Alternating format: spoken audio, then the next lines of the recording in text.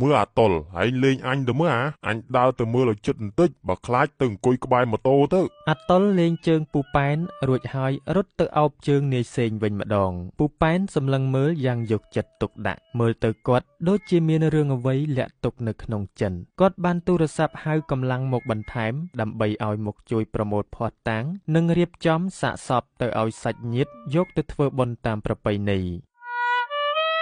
អ្នកភូមិទាំងអស់បានដឹងរឿងរ៉ាវនេះហើយក៏មានការប្រុងប្រយ័ត្នជាងមុនម្នាក់បើកអំពូលភ្លើងមុខផ្ទះតាំងពីមេឃចាប់ផ្ដើមងងឹតរហូតដល់ភ្លឺមួយយប់ឮតែសំឡេងម៉ូតូប៉ូលីសជិះដើរល្បាតកន្លងទៅរយៈពេល 2-3 យប់ទៅហើយមិនទាន់ឃើញមានលេចឮដំណឹងថាបាត់មនុស្សណាទៀតនោះទេ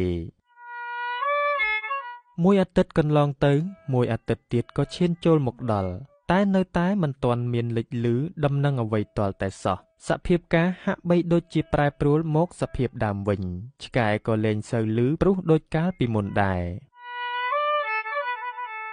យប់មួយឆ្កែក៏ចាប់ផ្ដើមព្រុសទ្រហឹងម្ដងទៀតពុទ្ធុនបានឮសំឡេងចម្លែកដូចជាសំឡេងបនខ្មោចតែដូចជាមិនមែនចេញពីមេក្រូបនឯណានោះទេសំឡេងនេះដូចជាឮចេញពីមុខផ្ទះរបស់គាត់ក៏ងើបទៅបើកទ្វារហើយបានឃើញក្រណាត់សស្ទង់កំពុងតែឈរនៅមុខទ្វាររបងរបស់គាត់លុះដល់គាត់ពិនិត្យឲ្យជាក់បន្តិចទៀតក៏បានដឹងថានោះជាមនុស្សពាក់ក្រណាត់សដៃម្ខាងកាន់កូនបាសតូចមួយទំនងជាសំឡេងបនខ្មោចនោះចេញពីកូនបាសនោះហើយរីឯដៃម្ខាងទៀតមានកាន់ទង់ប្រលឹងមួយផងដែរ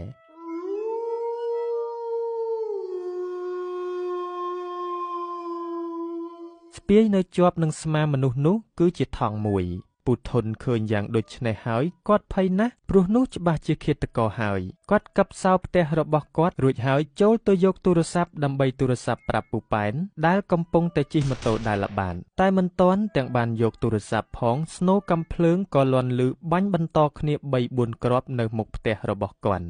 រត់ទៅលួចមើលម្ដងទៀតឃើញផ្កាភ្លើងបែកព្រាកអមជាមួយនឹងស្នូនៃកាំភ្លើងរបស់ប៉ូលីសបាញ់តគ្នាជាមួយនឹងជនពាលដែលគ្របក្រណាត់សនោះបាញ់បានប៉ុន្មានគ្រាប់ក៏ស្រាប់តែឮសំឡេងអូយដោយសេចក្តីសង្វេគស្រែកឡើងឃាតករត្រូវរបួសព្យាយាមរត់គេចពីប៉ូលីសពូប៉ែននិង